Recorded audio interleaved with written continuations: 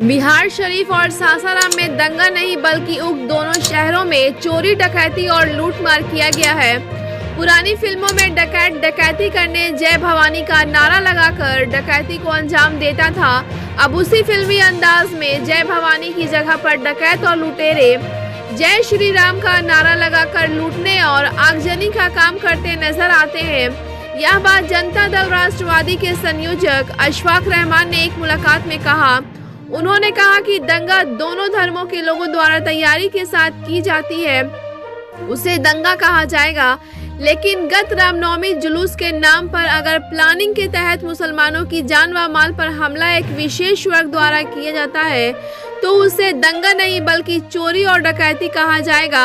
हालांकि अभी बिहार शरीफ और सासाराम दंगे में सिर्फ और सिर्फ मुसलमानों का नुकसान हुआ है। उन्होंने कहा कि राम हिंदू धर्म के भगवान होते हैं और उनके नाम पर जुलूस निकाला गया था और जुलूस की आड़ में लूटपाट, आगजनी और डकैती जैसा दृश्य देखने को मिला। यह बहुत गलत है। उन्होंने कहा कि सासाराम और बिहार शरीफ में हुए लूटपाट और आगजनी को बहुत जल्दी रोकने का कार्य नीतीश सरकार ने किया, वह काफी सराहनीय माना जाएगा। अशफाक रहमान आगे कहते हैं कि नीतीश कुमार उक्त दोनों शहरों में अब तक नहीं गए, बावजूद उसके पटना बैठकर जिस प्रकार से अपने पुलिस महकमा के द्वारा कार्य किया वह एक यादगार और इतिहास के रूप में जाना जाएगा। मैं नीतीश कुमार की प्रशंसा करता हूं कि उन्होंने कम समय में लुटेरे एवं दंगाइयों को जेल की सलाखों के पीछे भेजा। उन्होंने आगे कहा कि लुटेरों, आगजनी करने वाले जो भी लोग हैं उनके ऊपर भी कानूनी डंडा चलाने की जरूरत है ताकि भविष्य में वे लोग दोबारा सर ऊंचा ना कर सके। उन्होंने कहा कि मुसलमानों ने हमेशा देश की अच्छाई और उसकी मजबूती के लिए सोचा है, मगर सेकुलर पार्टियां हमेशा मुसलमानों को छलने का काम किया है। वैसे पार्टियों से मुसलमानों को सतर्क रहने की जरूरत है। उन्होंने कहा कि अपनी नुमाइंदगी बनाने की जरूरत है। उन्होंने कहा कि सेकुलर पार्टी के रहते दंगे होते हैं और दंगे में हमेशा मुसलमानों का ही नुकसान होता है। मुसलमानों को अब समझने की कोशिश करनी चाहिए और एक होने की जरूरत है। मुस्लिम वोटर्स को जगने और समझने की जरूरत है। मुसलमानों को हर हाल में अपनी सोच बदलना पड़ेगा। उन्होंने कहा कि जुल्म करना और जुल्म सहना दोनों जालिम कहलाते हैं। मुसलमानों को जुल्म सहने की जरूरत नहीं है बल्कि अपना रहबर बनाने की जरूरत है जो सही राह, सही दिशा बताए और उन्हें आगे बढ़ाने और इंसाफ दिलाने की बात करे। आइए सुनते हैं अशफाक रहमान क्या कहते हैं, सुनते हैं उनकी जुबानी। ब्यूरो रिपोर्ट, बिहार दर्शन से असलम परवेज। मैं आज बिहार के राजधानी पटना में आया हुआ हूँ। पटना में मैं एक ऐसे शख्सियत से मिलाता हूँ जिनका नाम अशफाक रहमान साहब हुआ और अशफाक रहमान साहब को आप जानते हैं, नाम के मोहताज नहीं है। जनता दल राष्ट्रवादी की ये संयोजक हैं और बहुत बेहतर कार्य ये कर रहे हैं। जैसा लोग का कहना है कि ये एक सामाजिक रूप में काम करते हैं और एक कंस्ट्रक्टिव वर्क करते हैं। आइए मैं उनसे मिलाता हूँ, उनसे आपसे मैं रूबरू कराता हूँ, ये कहते हुए कि वर्तमान समय में जो बिहार में जो फसादात हो रहे हैं, जो वारदात हो रही हैं, उनका क्या मंशा है, क्या सोच है। जिस तरह आप जान रहे हैं कि सासाराम में और बिहार शरीफ में दंगा हुआ और दंगा को सरकार ने किस रूप से लिया है, उनके ज़ुबानी मैं आपको रहमान साहब हुए और अशफाक रहमान साहब से मैं कुछ सवालात करूँगा। इनके ज़ुबानी आप सुने कि क्या इनका कहना है। सबसे पहले सर, आपका बिहार दर्शन न्यूज़ में स्वागत है। एक सवाल है कि अभी हाल में ही बिहार के 2 ज़िले में फसाद हुआ, बहुत सारी वारदात हुई, बहुत सारे लोग परेशान हुए, खासकर मुस्लिम तबका बहुत ज़्यादा परेशान हुआ। सासाराम के मुसलमान भी परेशान हुए, बिहार के मुसलमान परेशान हुए। क्या कहेंगे? हम ये कहें कि दंगा हुआ ही नहीं, न बिहार शरीफ में हुआ है ना सासाराम में हुआ। दोनों जगह लूट मार और डकैती हुई है, चोरी हुई है। बचपन में हम फिल्म देखते थे तो जय भवानी करके आते थे, डाका डालते थे। आज जय श्री राम करके आके डाका डाल रहे हैं और एकदम खुलेआम है ये। और जितने लोग भी हैं वो जो भी लोग थे, इसको दंगा नहीं, दंगा तब कहा जाएगा जब 2 कम्युनिटी की लड़ाई हो, एक तरफ से मुखालफत हो, कुछ हो। ऐसा कुछ भी नहीं हुआ। ये सीधे सीधे लूट मार और चोरी की गई और आगजनी की गई। सरकार के नज़र में पहली बार हमने ये भी देखा है कि बिहार सरकार ने इस पर सही एक्शन लिया है। सही एक्शन लिया है। तो कुछ कहीं ना कहीं सरकार ने बेहतर एक्शन जो लिया है, तो क्या कहेंगे सरकार? नहीं, नीतीश कुमार ये तो सही है कि वो गए नहीं है वहाँ पे बिहार शरीफ में या सासाराम में, लेकिन इन्होंने पुलिस के ज़रिए जो एक्शन लिया है ना, पहली बार हुआ है कि जो मुल्जिम है वो कुछ हद तक पकड़े हैं। मेन जो लोग हैं वो नहीं पकड़े गए हैं जो ये चोरी और डकैती करवा रहे थे, लेकिन बहुत सारे लोग को पुलिस उठाई है। मेरी जानकारी में भी हमारे यहाँ से भी लोग गए थे और जो उन्होंने देखा है तो बहुत बड़ी तादाद में उन्होंने उठाया है और उम्मीद है कि वो उनको सज़ा भी दिलवाएंगे, उनके जुर्म की सज़ा दिलवाएंगे। ये सर एक सवाल है, चूँकि जनता दल राष्ट्रवादी के आप संयोजक हैं, काफ़ी अच्छे राजनीति पे पकड़ है आपका राम के नाम पे ये जुलूस निकला था, राम का जन्मदिन था। क्या राम की सोच इस तरह की? नहीं, हम इस पे जो कहना था पहले कह दिया कि बचपन में हम फिल्म देखते थे तो जय भवानी करके डकैत आता था और डाका डालता था। आज जय श्री राम करके करते हैं, तो इनको ही बताना पड़ेगा। जाहिर है हम तो उनकी पूजा करते नहीं हैं, इनको ही बताना पड़ेगा कि राम भगवान है या अपराध करने के लिए एक संबल है। जो कुछ आज हो रहा है दिखने में तो यही है। देखिए, ये अशफाक रहमान साहब हैं और मैंने बताया कि जनता दल राष्ट्रवादी की ये संयोजक हैं। इनका सोच आप जान लीजिए। इनका ये कहना है कि ये बिहार शरीफ में और सासाराम में दंगा हुआ ही नहीं है, बल्कि कुछ लुटेरे थे।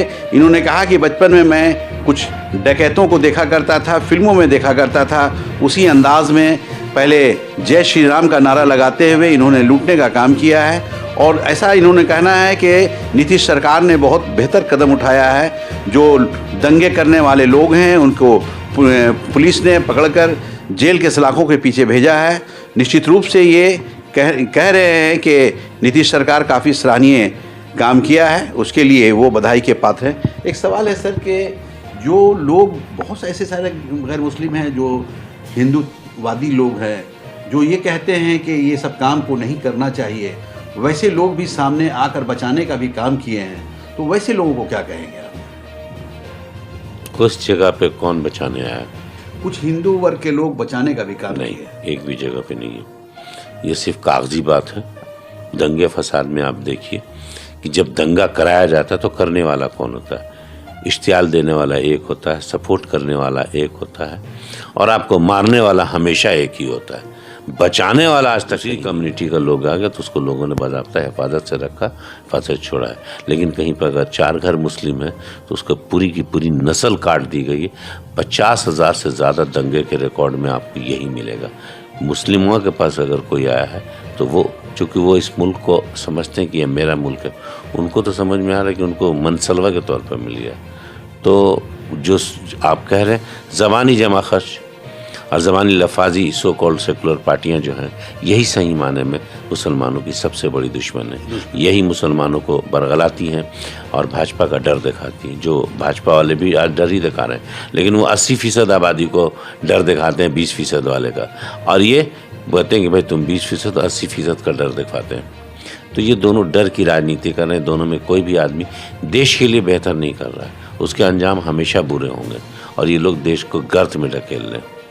अच्छा सर, एक सवाल ये है कि सरकार से क्या मांग करेंगे, खासकर जो सासाराम में जो लूटा गया है, बिहार शरीफ में जो लूटा गया है, आगजनी की गई है, सरकार से क्या मांग करेंगे? देखिए, आप 92, 93 वगैरह में इंडिया टुडे ने एक रिपोर्ट छापी थी कि गौ की तस्करी पे सरकार को रोक लगाना था। जब गिरफ्तारी शुरू हुई तो 98% गिरफ्तार हिंदू हुए थे, ठीक है ना।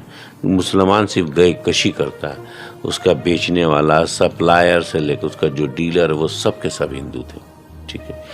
उसके बाद एक रिपोर्ट और इंडिया टुडे में ही आई थी कि जितने दंगे कराए जाते हैं, दंगा कराया जाता तो उसमें मरने वाले 99% मुसलमान होते हैं। प्रॉपर्टी जो जलाई जाती है वो 99.5% मुसलमानों की होती है, और जो गिरफ्तारी होती है वो 98 से 99% मुसलमान की होती है।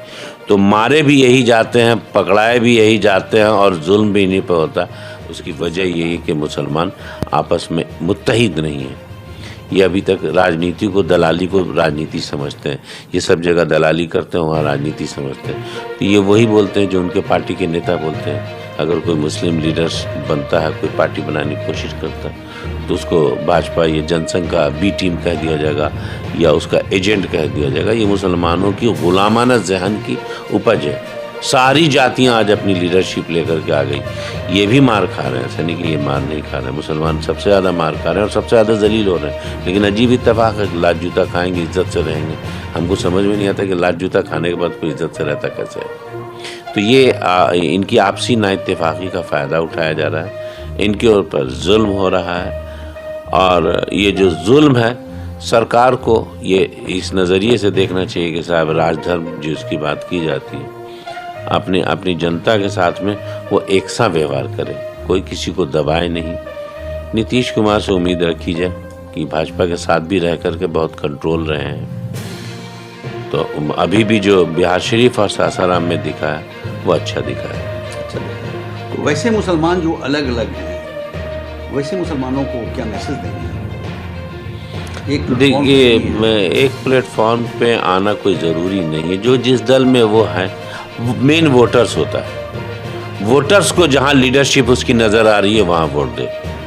अगर अशफाक रहमान ने राजेंद्र कुमार को टिकट दिया तो राजेंद्र कुमार को वोट दीजिए। लेकिन अगर दूसरी सेकुलर पार्टी ने मोहम्मद मुश्ताक को अगर टिकट दिया तो मुश्ताक को नहीं दीजिए, क्योंकि मुश्ताक को दिया गया वोट जो उस सेकुलर पार्टी के जो आपके दलाल हैं, आज जो कांग्रेस में हो कल भाजपा में चला जाएगा, समझ गए ना। लेकिन वहाँ से जो प्रशांत कुमार को अगर या किसी को दिया, अशफाक रहमान ने या ओवैसी ने किसी ने दिया, सोच पहले बदलनी पड़ेगी। मुसलमानों को सोच बदलने की ज़रूरत है। तो उसके लिए पहल किस तरह से आप लोग कर रहे हैं? एक ज़माने से पहल कर रहे हैं, लेकिन चूँकि कौम में इतने ज़्यादा पहले से जहन को गुलामाना बना दिया गया आज़ादी के बाद से, कांग्रेस ने अपने यहाँ बंधुआ मजदूर के तौर पर बनाया है मुसलमान को। उसने जनसंघ का डर दिखा के, जनसंघ या भाजपा जो आज उभरी, किसकी वजह से उभरी? अगर ये उस ज़माने मोदी पे कार्रवाई कर देते तो ये बिल्कुल हो सकता था। मोदी पे इन्होंने कार्रवाई नहीं की। अगर ये चाहते तो जो आज इनके साथ किया जा रहा है ये कर लेते हैं तो शायद ये दिन नहीं देखना पड़ता। आरएसएस को दूध किसने पिलाया? कांग्रेस ने पिलाया। आरएसएस को फलने फूलने किसने दिया? कांग्रेस ने दिया है, भाजपा ने तो नहीं दिया। भाजपा तो अभी आई है। हाँ, भाजपा आई है तो अभी जो गवर्नमेंट है वो तो सबके सामने है। ये तो इसी मुद्दे को लेकर के आई, वो अपने मुद्दे पे काम कर रही। कांग्रेस ने जो मुद्दे या दूसरी पार्टियों ने जो अपनी बातें कही, उन्होंने अपने वादे नहीं निभाया। भाजपा के बारे में मैं ये कह सकता हूँ कि वो जिस मुद्दे के तहत आया, जिस बात, वो अपनी कौम को वो वादा दिखा रहा है। उसने दिखाया कि साहब हम ये दबंगई करेंगे, हम ये करेंगे, मंदिर बनाएंगे, ये करेंगे। उन्होंने विकास के लिए तो कुछ कहा नहीं था। तो आप मुसलमानों का दुश्मन किसको सबसे ज़्यादा मानते हैं, कांग्रेस को या बीजेपी को? देखिए, आज जो कांग्रेसी वही कल भाजपा ही है, और कोई आपका दुश्मन नहीं है।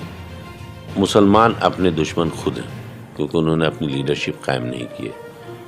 और ये जुल्म सहने वाले को भी इस्लाम में जालिम कहा जाता है। तो ये कौम जुल्म सहती है, यानी ये जालिम कौम है। इस नज़रिए से इसको जालिम कहा जाएगा। ये अपने आप में दुश्मन है, इसका कोई दुश्मन नहीं है। देखिए, अशफाक रहमान साहब हैं, काफ़ी दर्द भरी आवाज़ ये निकाल रहे हैं, काफ़ी अफसोस के साथ कह रहे हैं कि मुसलमान जो है, उन्हें अगर मुसलमान एक प्लेटफॉर्म पे नहीं आएंगे तो ये दिन बार बार देखना होगा। और इनका ये भी कहना है कि मुसलमान ही दुश्मन अपने को खुद दुश्मन मानते हैं, खुद दुश्मन बनाए हुए हैं, क्योंकि मुसलमानों का कोई रहबर नहीं है।